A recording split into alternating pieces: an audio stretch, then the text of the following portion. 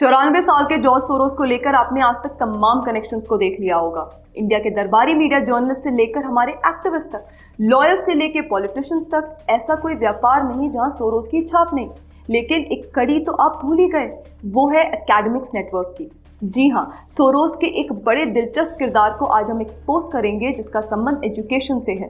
पर सबसे पहले जो बात काफी लोग नहीं जानते होंगे वह यह है कि सोरोस ने 1991 में सेंट्रल यूरोपियन यूनिवर्सिटी नाम का एक इंस्टीट्यूट स्थापित किया था और उसके लगभग 3 दशक बाद में सोरोस ने ओपन सोसाइटी यूनिवर्सिटी नेटवर्क नाम का एक ग्लोबल नेटवर्क स्टार्ट करा जिसमें देश विदेश से काफी प्रोफेसर्स और यूनिवर्सिटी शामिल हुए। इस ग्लोबल यूनिवर्सिटी नेटवर्क के जरिए जॉर्ज सोरोस प्रोफेसर्स को फंड करता और अपने पसंद के अनुसार रिसर्च और समर स्कूल्स और कोर्सेज को ऑर्गेनाइज करवाता था। और ये बात तो हम सब अब तक जान ही चुके हैं कि सोरोस का मेन एजेंडा हमेशा से क्या रहा है इन ड्यूबियस फंडिंग्स के पीछे। ऑफ कोर्स दुनिया के तमाम डेमोक्रेटिक नेशंस जैसे इंडिया में रजीम चेंज लाना और उसे डिस्टेबलाइज करना।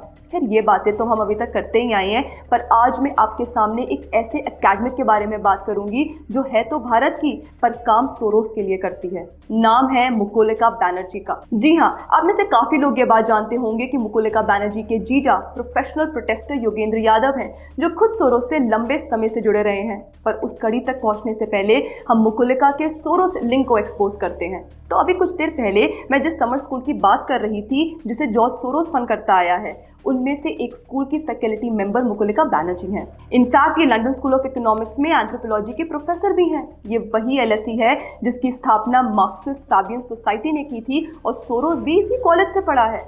अब मुकुलिका पर वापस आते हुए आपको बता दें कि अपने जीजा योगेंद्र यादव की तरह ये भी हमारे leader of opposition Rahul Gandhi से काफी क्लोज है। भारत जोड़ो यात्रा में ये राहुल के साथ दिखी थी और 2018 में एलएसई में जो राहुल का लेक्चर ऑर्गेनाइज हुआ था वो भी मुकुलिका बैनर्जी ने करवाया था।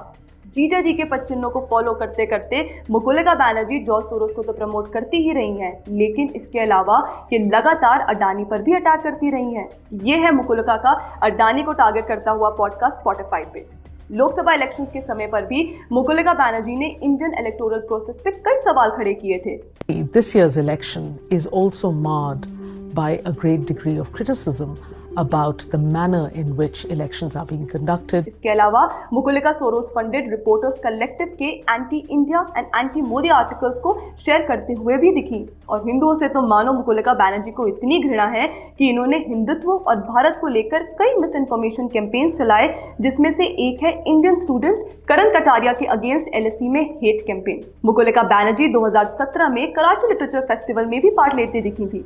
यहाँ मुकुलिका बैनर्जी का एक और कनेक्शन समझना जरूरी है और ये है क्रिस्टोफ जेफरोट वाला एंगल। दरअसल ये ट्वीट देखने के बाद आप समझ जाएंगे कि मुकुलिका क्रिस्टोफर से भी कनेक्टेड है जो कि सोरोस बैक एकेडमिशियन है। कास्ट सेंसस इन्हीं का ब्रेन चाइल्ड है और इन्हें हेनरी लूज फाउंडेशन से फंड भी मिलता था इंडियन मुस्लिम्स पर रिसर्च के लिए। इनके आर्टिकल्स को राहुल गांधी भी शेयर करते हुए दिखे हैं।